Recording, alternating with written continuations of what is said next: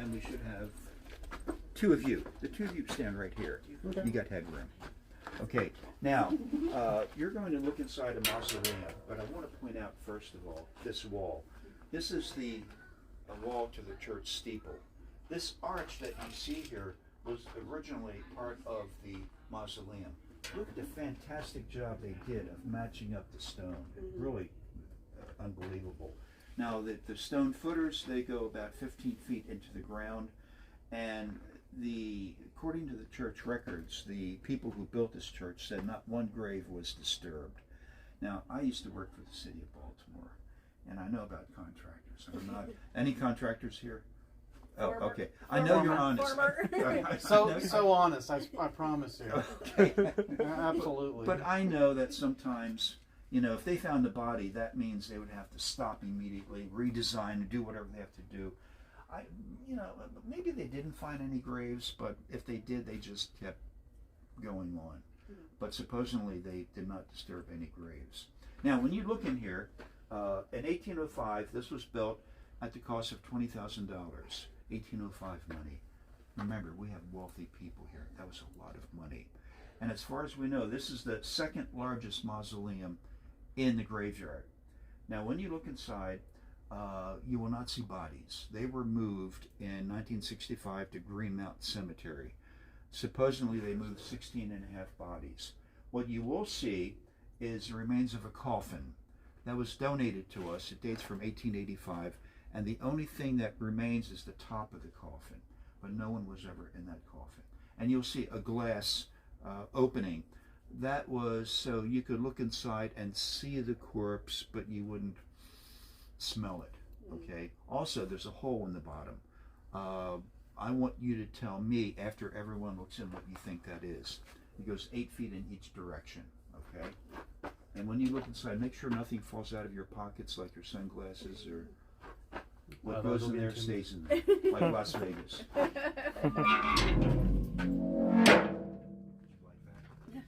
That's very dramatic. Now I want the two of you to look inside first. They would stack the coffins on top of each other. Now remember, this was built not only for the current generation, but for future generations. Well, with only 16 bodies or 17 bodies, that the family really didn't reproduce that much. We have one vault outside that has 54 coffins in it. Okay, you can stand back over there. Okay, gentlemen, you can come up and you are allowed to take pictures, so help yourself. Good, thank you. Do you all see the hole? And remember, 8 feet in each direction. What do you think that hole was used for? Drainage? Yes! I was just getting ready to say the contractor should know that. Because they knew by going that deep into the ground, water seepage would be a problem. Now we have 3 vaults outside that are filled with over 6 feet of water. But there's no place for it to go. Yeah. So this was perfect. And the vaults that don't have a water problem have the drainage in it. Yeah, I'm very impressed you knew that. Not many people knew that. What family was in this vault? What's that? What family was in the vault? The Williams family. Yeah, and again, by this last century, this cemetery just didn't have the attraction that it used to have, and more people were going to Green Mount Loudon Park, and there are several families that took their loved ones out of the vaults and bought a new one in Green Mount. Okay, let's go.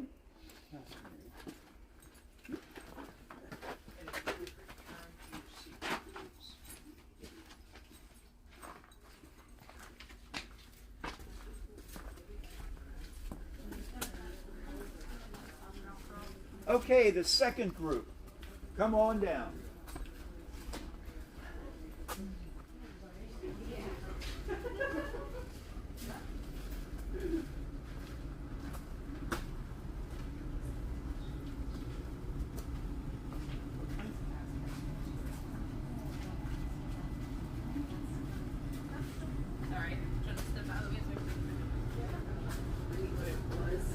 It's an ice casket.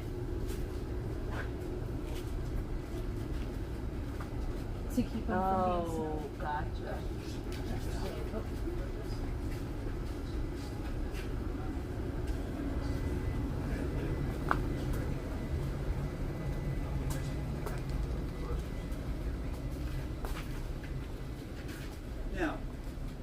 here is a mausoleum of Colonel Paul Bentelow, hero at the siege of Savannah, Georgia. Supposedly, the Polish patriot Casimir Pulaski died in his arms in that battle. Now, every city that has a Polish population has a Pulaski Highway, Pulaski Street, Pulaski Park. We have Pulaski Highway, Pulaski Street. And in Patterson Park, we have a huge statue of him leading a cavalry charge. They refer to Casimir Pulaski as the father of the American cavalry.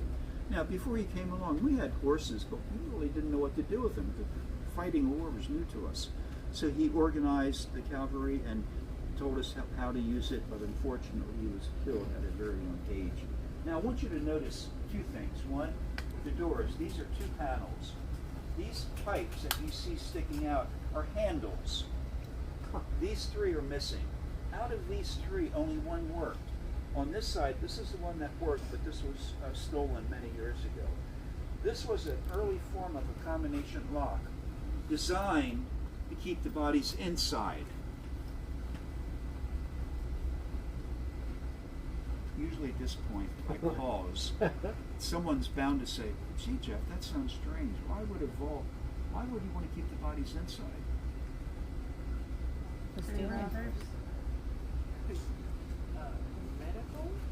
You're all close. We weren't sure they were actually dead. No. Well, it's funny you say that because 2 weeks ago we had a tour at night.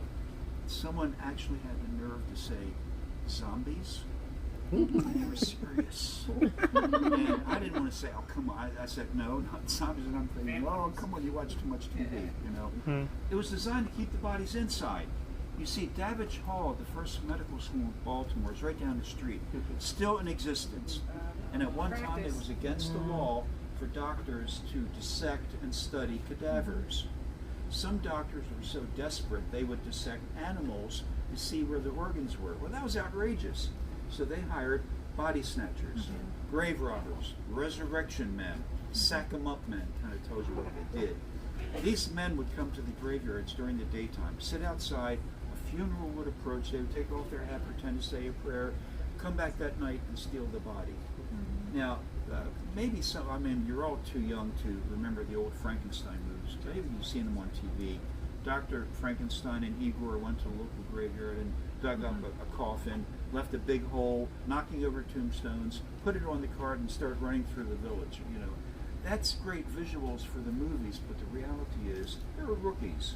That was very stupid what they did. You don't need the coffin. You just need the body. So what you would do is you would dig a hole at the top of the coffin. And remember, they were buried that day, so you're not digging hard dirt. You would open the coffin. If it was a woman, you'd grab the hair and yank the woman out. And by that time, rigor mortis has already done its thing. Now, if it was a man, well, you couldn't grab any hair. So how do you think they got him out? Meat hook. Yes. Right under the chin and yank him out. Now, so far so good. Now, remember I keep telling you about how wealthy these families were. Suppose the woman had a fancy dress, jewelry, maybe the man had dueling pistols, a gold watch, you know. What would you do with all those valuables? The grave robbers kept them as payment. No. I would have. Any other ideas? Pawn them? Right? No. Actually, I would be super impressed if anyone knew the answer to this. They sold it? No. You would remove it and put it back in the grave. Because the law did not recognize a body as property. It recognized clothing as property. So if you got caught by the police with the clothing and jewelry, you went to jail for years. But if you got caught with just a body, a night in jail, you're out the next day. Okay? So professional body snatchers would remove all the clothing and everything else, put it back in the grave, and then they had a blanket with all the dirt on it. They would seal the coffin, put the dirt back in, and nobody was the wiser. So they put the body in the dripping sack, take it to Davidge Hall. In the middle of the night, they have a secret knock so the janitor knows who it is. They open the door, bring the body in, and start negotiating a price. $10 for a large, $5 for a small, depending on how fresh it was. Now, the fresher it was, the more money you made. But doctors were so desperate they would even take bodies that were beginning to decompose. So immediately they woke up the medical students and began lessons immediately because the sun was coming up soon. And they would do this in their pajamas because you didn't want to waste time getting dressed. Time was valuable. So in the morning, whatever was left was chopped up in little pieces, burned, or dumped in the harbor for the crabs, or just scattered throughout the countryside. We never brought it back. Now, people knew about this, and they took precautions, or tried to at least. Someone invented what was called a torpedo coffin. Okay, kind of guess where I'm going with this. So the way it would work is that there's a lever inside the coffin. So if someone opened it, it would explode in the face of the body snatcher. Now think about this for a minute. That meant Grandma, who was in there, was also blown to smithereens. Okay, but people get by those, and there were newspaper accounts of hearing explosions in cemeteries, and they would go and see dead body snatchers, but the body was also mangled. Some had guns, where if you opened it, the gun would come up and shoot the person. I mean, you had to be standing right there. Now, in this research, I found this article from Chicago, 1898, where the headline was "Disturbance in the Graveyard." Oh, that sounds good. What happened was a caretaker of the cemetery heard a gunshot, and he knew what was going on, but he was at one end of the cemetery, so he ran over to see what was going on, and there was the dead body of the body snatcher, and it was a torpedo coffin with the gun. It killed the body snatcher. So people really did take precautions against it. Now, I saw a patent for a telephone coffin, and it had a design. It was a telephone inside the coffin, and there was a phone outside above it. Who are you going to call? You know, I hate to use that cliche. Guys, I'm not actually dead. Open up. You know, but someone had to be outside to hear the phone ringing. Okay, so people did take precautions. Sometimes it worked, sometimes it didn't. But they had access to this graveyard, St. Paul's Cemetery, which is still standing behind the hospital. There was a German boneyard near the Inner Harbor, then the Presbyterian one in Fells Point, and there were two more north of here that just vanished. They either paved over it or they moved the bodies. So they had a source for it. So in Baltimore, the laws started changing in the 1880s, and Baltimore passed the Anatomical Act permitting doctors to access criminals who were executed, people that died in prisons, unclaimed bodies, and there were plenty of those, plenty of children to go around. In Boston, it wasn't until I think 1905 that they passed their version of the Anatomical Act. So it was a nasty business. Now, they have a letter at Davidge Hall from a doctor in Maine writing to Dr. Knox requesting a specimen. Okay, I'm paraphrasing here. Dr. Knox wrote back saying, "We can get whatever you want. We will invoke Frank, our resident body snatcher, to obtain whatever you want." Frank was a janitor by day, by night, body snatcher. Now, think about this before you answer. How do you think you would ship a corpse all the way up to Maine? How would you package it? FedEx, you know? A hearse? What's that? Hearse? No. Pickle them in what? What? Can't hear you. Salt? Not reliable. Alcohol. Now, in order for this to work, the doctor who was ordering the body would bribe a local tavern owner to accept this barrel of rum or whiskey. And it tells you right on the barrel what it is. Okay. So the doctor here bribes a local tavern owner to ship it up. So you put the body in a barrel of rum or whiskey, which preserved it, ship it up, and it never went to the medical doctor, it went to the local tavern, and then they exchanged the bodies. Now, brings up an interesting point. The owner of the tavern is looking at this barrel of whiskey or rum, going, "Hate to throw this away." What do you think he did with it? Sold it. he sold it. So everybody had their hands in this, and everybody was making money off of it. And I have no idea if the term you want to head on that, refers to that or not. So it was a nasty business, but necessary, I guess. Any questions at this point? Good. We're going in that direction. I will go first. We're going to stop at the corpse cooler.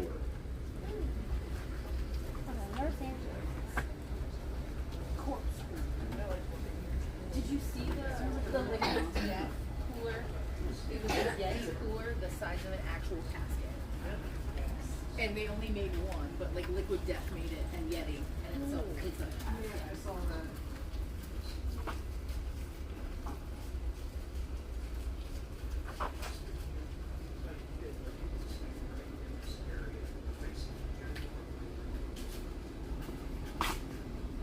Alrighty, you're standing for a corpse. Prior to embalming, if someone died, or they thought they were dead, they would put them in the ground almost immediately because of decomposition, especially during the hot summer months.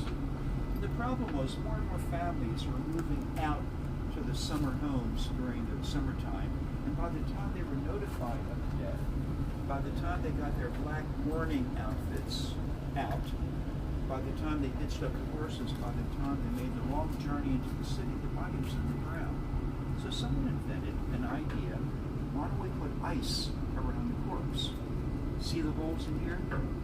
They would line this with ice, put the corpse in, and that coldness would come through and it would chill the body, delaying decomposition for 24 hours. And here's the top. You see it has a glass opening so you can look inside and see the corpse, but you wouldn't smell anything. That was good for 24 hours. All right. So once the viewing was over with, they would take the body out, put it into the regular coffin that was going into the ground. Meanwhile, the family's not witnessing this; they're in another room. So they drain it. You can't see the drain because it's on the bottom. We can't move this anymore because it's falling apart. So this was really a great idea, but along came the Civil War with great advances from that time period of embalming. Now, this is just one version. They come in all shapes and sizes, and they're still out there. These quickly became obsolete because of the Civil War. I saw one, not like this, but it was a different design on eBay 15 years ago, and they were selling it for over $1,000. I don't know if it's sold or not, but they are out there. Now, premature burial really did happen. People were accidentally buried alive. Poe wrote about it, used it in many of the stories because it seemed like everybody knew someone that lived next door to someone, that heard about someone, that was related to someone that was buried alive. Yeah, that happened to what's his name down the street.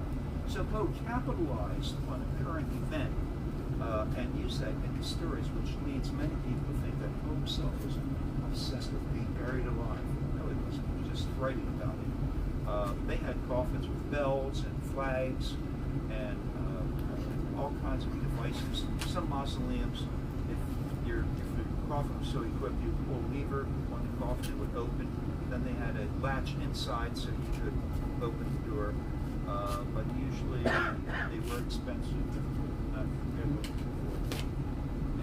very alive. But this one right here was designed for a small child. Questions? Oh, did you know that they used arsenic as a preservative? And it's probably one of the best things you can use, but it has two drawbacks. What's the first one? It's poison! And if you were sloppy in handling it, you would poison yourself. The other drawback is it really did an excellent job of preserving the features, but it turned the body black quickly. So if you used arsenic, you had to get the viewing in really quickly. And apparently, from what I understand, you could tell the difference before the body turned black from someone that was embalmed with arsenic and something else. The arsenic was that good. But once it started turning, the family would get out and put the body in the ground. Okay, let's go in this direction.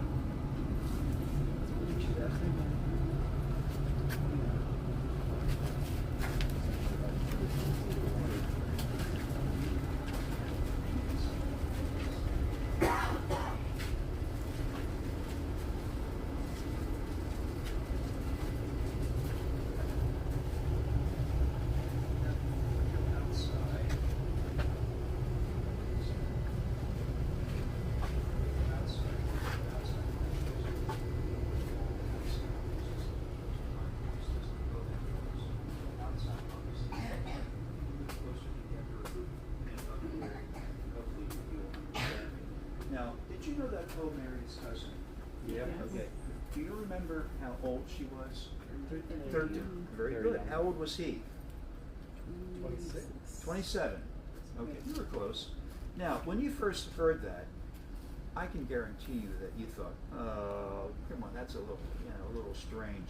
But don't confuse today's values and social custom with a time period that things were drastically different. The life expectancy of a young woman in that time period was 25 years. Not every woman died at 25, because there were some that lived to be 80. But that was the average. You had to start at a young age having babies, because most of the babies died. So there was nothing unusual about the age difference. Now, they were cousins. Ooh, okay? Well, not really. Don't slow down a little bit. In a post-time period, when cousins got married, it was to keep the money in the right family, the right religion, the right family, the right social class. The thing is, Poe had no money, and Virginia was very poor. So people thought, why did they get married? There's nothing to keep in the family. Why did they get married? Now, this is not a trick question.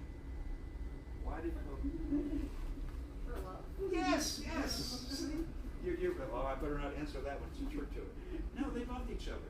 Even people that hated Poe, that hated his guts, could not say anything publicly about their relationship, because everyone knew that they were totally devoted to each other and very much in love with each other.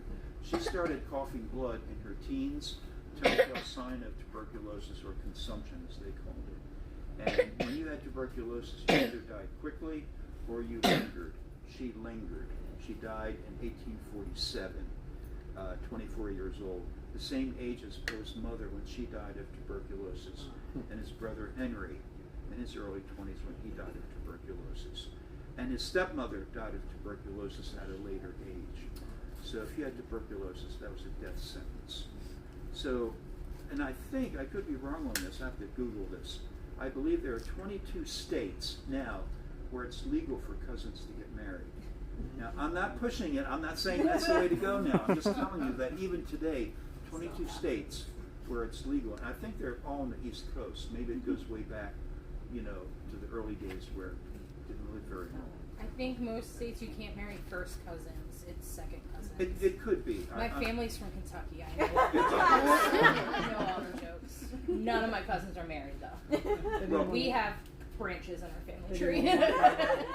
Well, if you Google that, be surprised at how many famous people married their cousins. And I'm not talking about the royalty in Europe where they all went crazy, brother and sister was just disgusting. But there were famous people that married their cousins. But we don't pick on them because they were famous. They did good things. We pick on Poe because of the legend of Poe. Now, any questions before we go outside? I really like this group. I have to compliment you. You're really good, well behaved, but that's not a big problem. But you really impressed me that you know answers to a lot of my questions, which throws off my tour. But that's okay. That's okay. But really, I really like you guys. You're really good. So we're going outside. Follow me. Play dumb so Jeff feels important.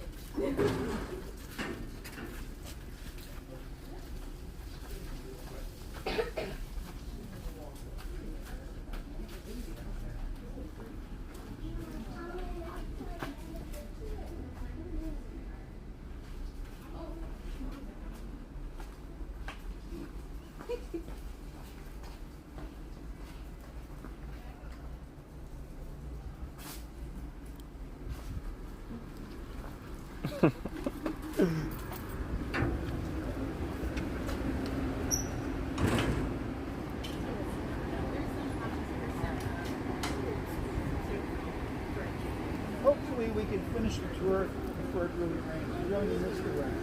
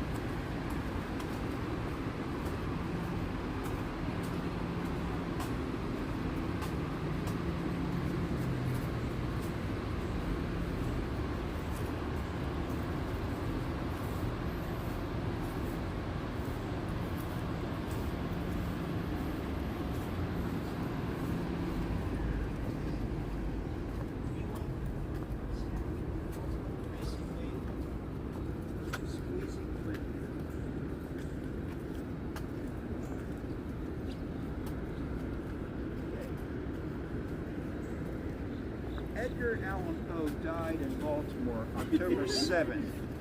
Currently there are 45 theories concerning his death. Every year there's a new one, just as stupid and silly as the previous one. The number one theory is that Poe is a victim of cooping. Has anyone here heard that theory yet? Cooping? You see, and what really annoys me, a lot of things annoy me on the internet about Poe, but I keep reading that it was a mystery why Poe was in Baltimore. Nobody knew why he was here. He just appeared. That's stupid. He was in Richmond on a lecture circuit raising money for a magazine, going home to New York when he was supposed to catch the train in Baltimore, go to Philadelphia, then New York. So there's no mystery. People just make things up to add more to the legend. But the mystery is what happened to Poe when he came to Baltimore. He disappeared for several days. He was found by a Joseph Walker, a compositor for the Sun papers. He was going home, and he walked by this tavern at 44 East Lombard Street, which is now Corned Beef Row, for those of you from Baltimore. That's where they found Poe. He recognized Poe, and Poe told him that he needs help to get a Dr. Snodgrass that lived right around the corner. So Snodgrass? Snodgrass, S-O-N-D. Oh, great. Yeah. So Walker doesn't go get him. He sends a note, gives it to a boy, go get this doctor, and he leaves. So Dr. Snodgrass, 20 minutes later, comes back, no Poe. So he went inside the tavern, and there's Poe hanging over a table, completely out of it. So one of the smaller mysteries about Poe's death is what happened in that 20 minutes or so between Poe telling Walker, I need help, to just being totally out of it. So Dr. Snodgrass sends for Nielsen Poe, Poe's cousin who lived in this area. So Nielsen Poe shows up and takes one look at Poe and says, he's not coming home with me, he needs a hospital.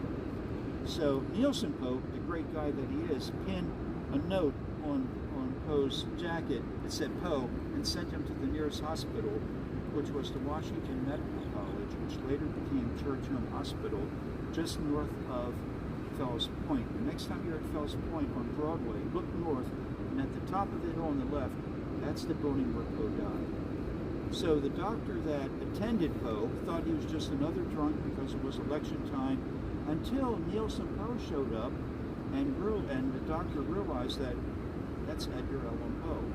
And then suddenly he got better treatment, but it really didn't help. Poe was in and out of consciousness, delirious. 1 minute, the next minute he's talking, making sense. But he died without explaining what had happened to him. Now, the number one theory is that Poe is a victim of cooping. Have you heard that term before, cooping? You see, the way it would work is if you're running for office and you weren't honest, and thank goodness we don't have that problem anymore, okay? But you would hire the police or thugs. They would go out, Fells Point, wherever there were a lot of bars, and kidnap people and coop them up and use them as repeat voters. They would kidnap soldiers, sailors, and there are plenty of those in that area. People that were passing through like Poe, but they would never kidnap people that lived in the area for obvious reasons.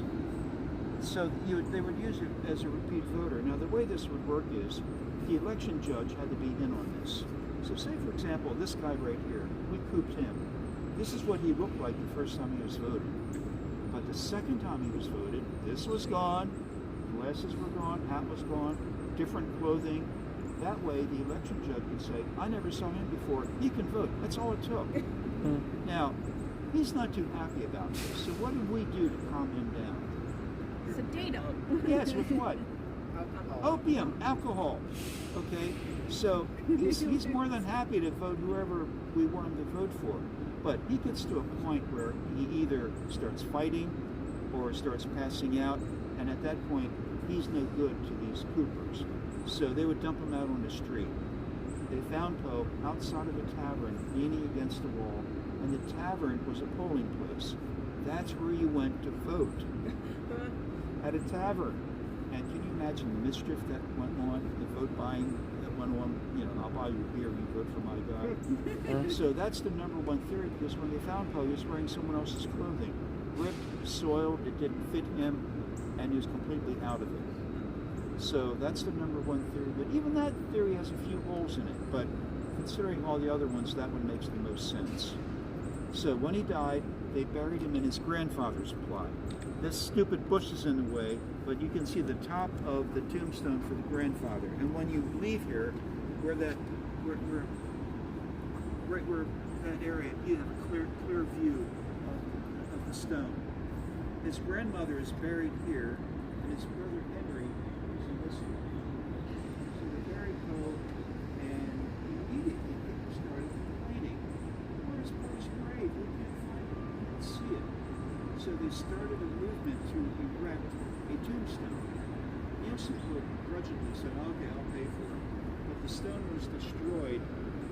A train jumped the tracks and ran into it. Now, the inscription that Nielsen Poe put on it, I can't pronounce the Latin, but the translation is, "Here at last he's happy." He's dead in the grave. He's happy now. What a nice guy. Nielsen was really something else. So thank goodness that train destroyed that. But Nielsen Poe did not pay for another one. So they formed a committee to erect a monument on his grave. But they thought, you know what, people are still complaining. Maybe we should move him to a better location. So they formed a committee. Those of you that have ever been on a committee know where I'm going with this. Yeah. So they said, I know, let's move Poe to a better location. Where do you think they moved him? Those of you, I think, already saw the sign. Right over there, 10 feet over. Duh, people still complain. So I believe it was 1 month later, they decided to move him again. Different committee. So they found out that at the corner of the graveyard were 2 plots, and the families that owned them, for whatever reason, weren't using them, and they agreed to let them move Poe over there. So the monument that you see up there used to be back here. So they moved Poe again to the entrance of the cemetery, and this way, even if the gates are locked, you can look through and see his grave. But can you imagine these committees? I got a great, I've been on some committees, you just have to go, you know, these people aren't too smart. Just moving him over a few feet didn't work. Now, this was put here in 1918. This marks the original burial place of Poe. So, this is where he used to be, then he was over there, and they moved him up front. Now, while we're standing here, a couple things. If you look in that direction, you'll see the vault of General John Stricker. During the War of 1812, I mentioned briefly earlier that the British hated Baltimore because of the clipper ships. So they attacked Baltimore by 2 routes, by sea, Fort McHenry, and by land, North Point. Those of you from Baltimore, you know where North Point is. That's where the British landed. Now, General Sam Smith, who is buried in that mausoleum over there, he was in charge of the defense of Baltimore. He sent General Stricker with about 3,000 militia and troops, and he just said, meet the British at North Point, but whatever you do, don't engage in a full-blown battle because you will lose.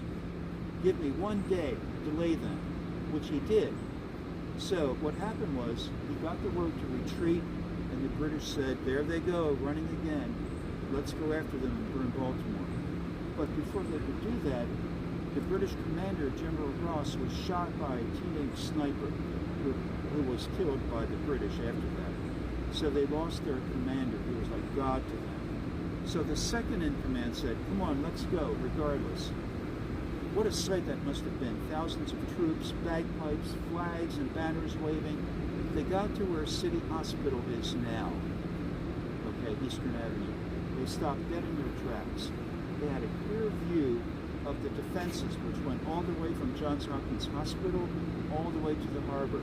At the top was where Poe's grandfather was and all the bulk of the American troops. Where the pagoda is, that's where the highest point was in the defenses. Spikes on the ground, cannons, it's all these bayonets marching behind the defenses. I'm paraphrasing here, but I believe the British second in command said, not today, guys, you know, we'll come back again. Because he knew it would be suicide. Marching into that kind of fortifications, they would have been decimated. So they retreated and Baltimore was spared. But we had troops from Virginia, West Virginia, militia from the states, Pennsylvania, even New Jersey, we had some troops because they knew if the British burned Baltimore, they were next. the British soldiers were out for blood, but it didn't quite happen that way. So again, over 300 officers from the Revolutionary War and War of 1812 were in this grave. Now, before we move along, look at the pyramid vault behind that big bush. That's the vault of James Calhoun, the first mayor of Baltimore. And what he's doing there is showing off. That's the biggest, baddest mausoleum in the graveyard. 54 bodies are in there. And that was a status symbol. And again, Presbyterian cemeteries are dull. No Jesus statues, no statues of crosses. Very plain and very simple, except for that one. Now, what people would do is, if you had a business and you didn't have access to the social scene, you'd come to the local graveyard, look for the biggest, nicest mausoleum, check the names and check out the family. Then you would invite them to dinner or do whatever, and hopefully create a business partnership. Because whoever had money for that, that's who you want to be associated with. Now, when we walk around back to the front, you'll see some mausoleums with 3 names on them. Those are 3 different families. So it's just like if I wanted a mausoleum, but I couldn't afford it, I'd go to my friend John here and say, John, listen, what if we go 50-50 in a mausoleum? You pay half, your family's there, and he's going, that's a good idea, because I can't afford one either. So when you see 3 names, 3 different families in that mausoleum. I mean, we're tight. We were okay putting our families, bodies together.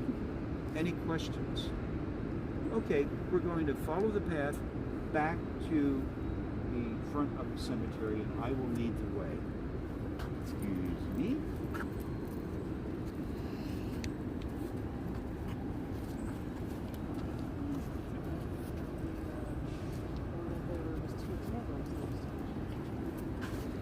They got the other one right here too.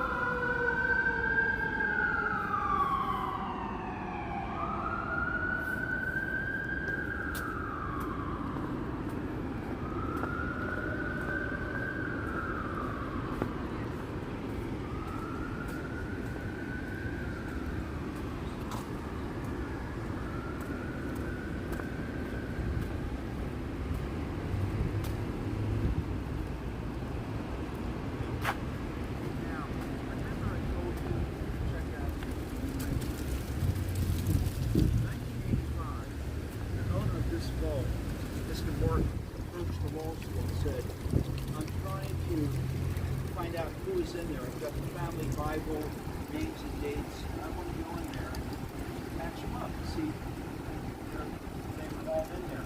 Also, there's a family story about this young girl. The family was going to San Francisco. They were going around South America and she died. And they came back and put her coffin in there. But he said, that's family lore. I wanted to see if she's actually in there. They said, well, it's your property. You pay to open it. You pay to have it sealed. And he said, okay, that's good, but he said, I'm too old, like in his 80s, to do this. Do you know anyone that would be willing to go in there and transcribe the names? So I volunteered. And, when you're young and foolish, you do things. So they were all here. It was a bright, sunny day, and we opened it, and it was so dark because of the shadows. It was hard to see So I poked my head in, and my eyes became adjusted to the darkness, lines of coffins. And I turned to my left, and there's an archway up right here. And underneath this is another mausoleum. I said, Mr. Morton, do you know that there's another section of your vault? He said, what? I said, yeah, there are more coffins sticking up. He said, well, who are they? I don't know. And so he said, well, when you go in there, I have no records of the fact that there's another mausoleum connected to my family's vault. Get their names. And I poked my head in, and I could see, I counted maybe 15 coffins or more in that vault. So I said, and I looked down, and that's when I saw it, a small coffin. I said, Mr. Morton, I think you want to go right here.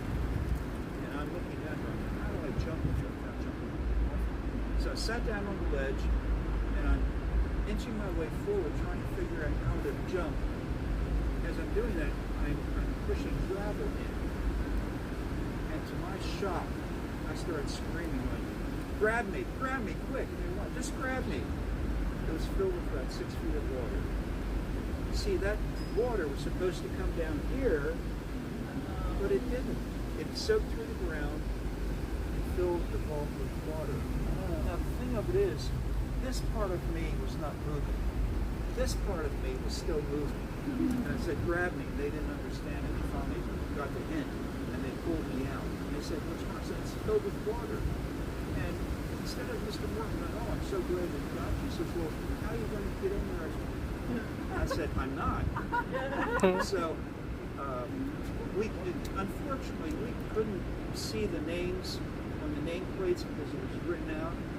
So he approached the law school and said, can you drain the vault? They said, no, you have to do that, but good luck with the health department. It's draining a mausoleum. So, unfortunately, we had to close it up, but 3 years later, he died, and all of his questions were answered at that time. So I almost became a victim of non-draining. Corpse soup. Corpse soup, yeah. But I couldn't believe it. I'm falling and I'm telling the why? What's wrong? You know? So if he dies, we put it in there. Does that look like a water burial? I think it's the one next to the water. Like, you didn't get into this one. It's the one on the other side. No, they were connected. He didn't realize when he went down. He came down and indoor pool.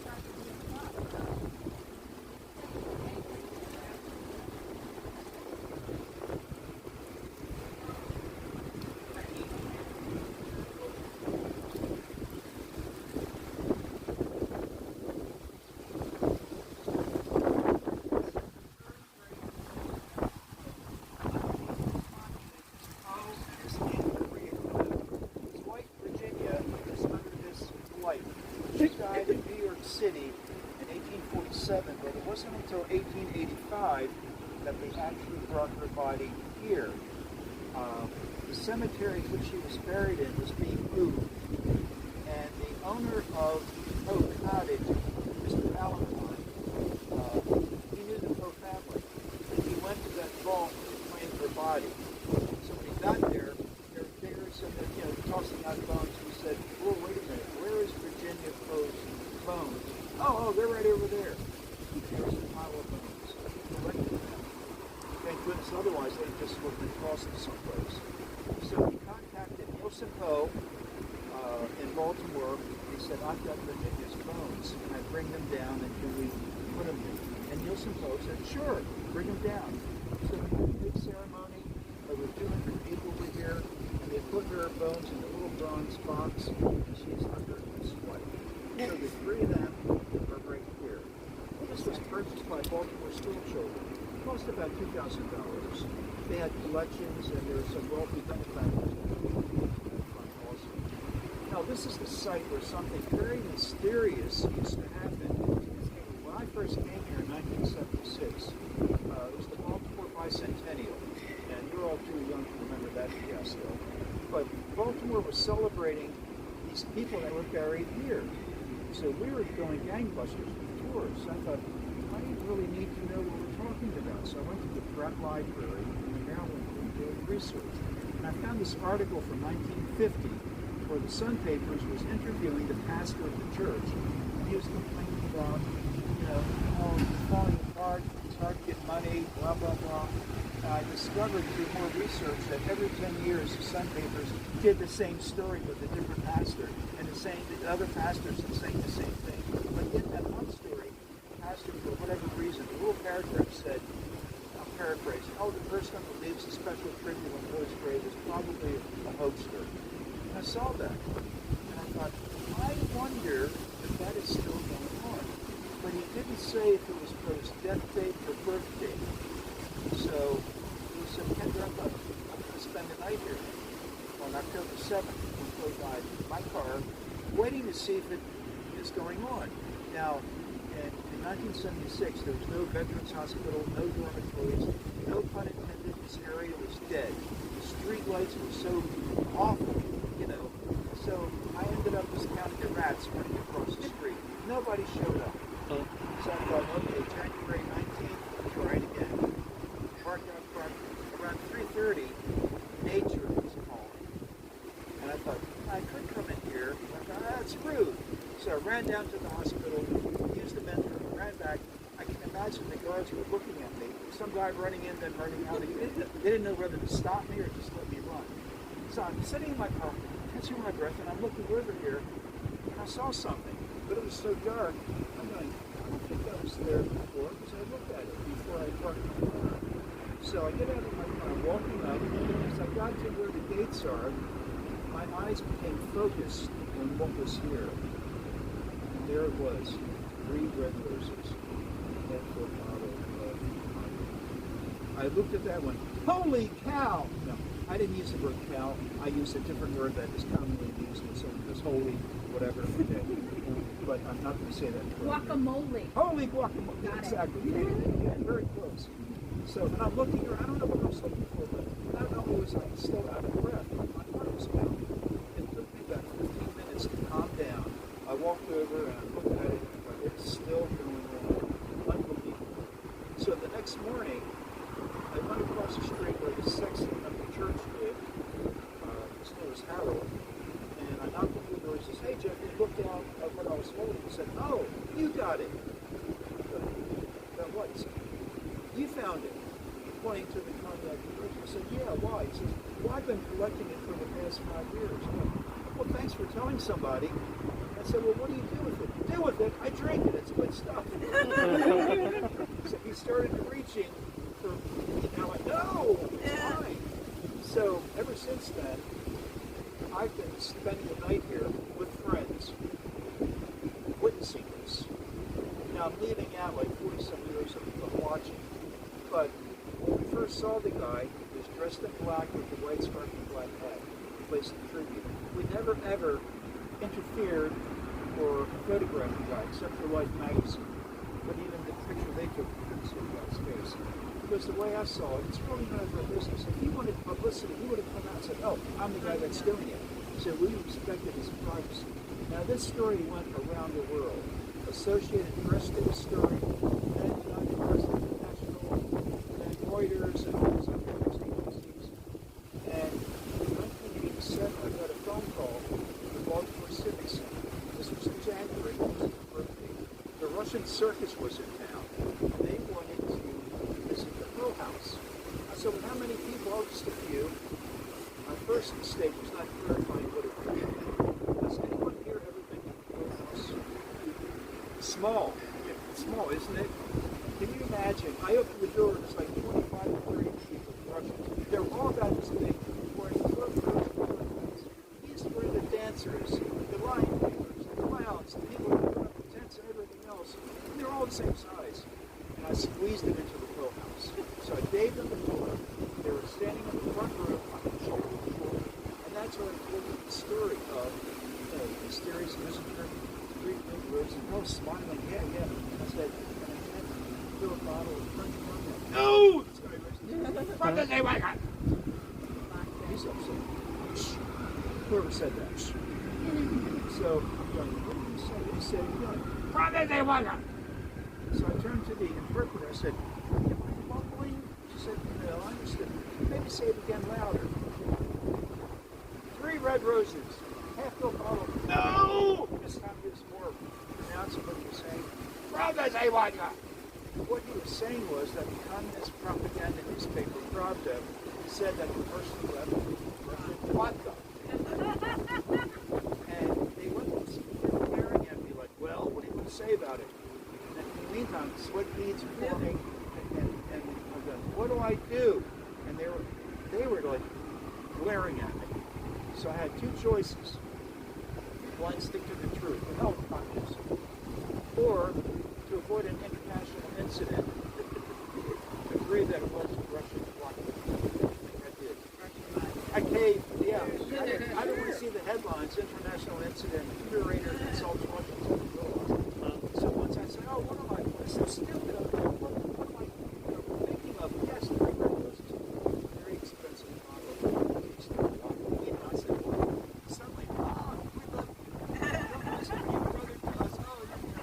So on the way out there, shaking my hand, crushing my hand, all of them had fruits of fire, even the women. And the other hand was giving me tickets to the circus. The last guy out said, you come visit, you stay with me, you bring vodka, we drink together. I go, oh, yeah, I'll call you next week. Yeah. The point is, this story got international publicity. Some of the newspapers in some of the countries changed the liquor to suit the national taste. In Japan, the person left sake. France is the only country that didn't change the liquor because it wasn't ready for it yet. Now, I think the time is about perfectly starting to run a little bit more. This concludes the tour. I hope you enjoyed it. I really enjoyed talking to you. One of the better tours I've had. But thank you so much. And I mean, if you want to walk around, you can, but I think it's going to start raining again. So thank you all. And I'll stand here for a minute if you have any questions. Thank you. Thank you.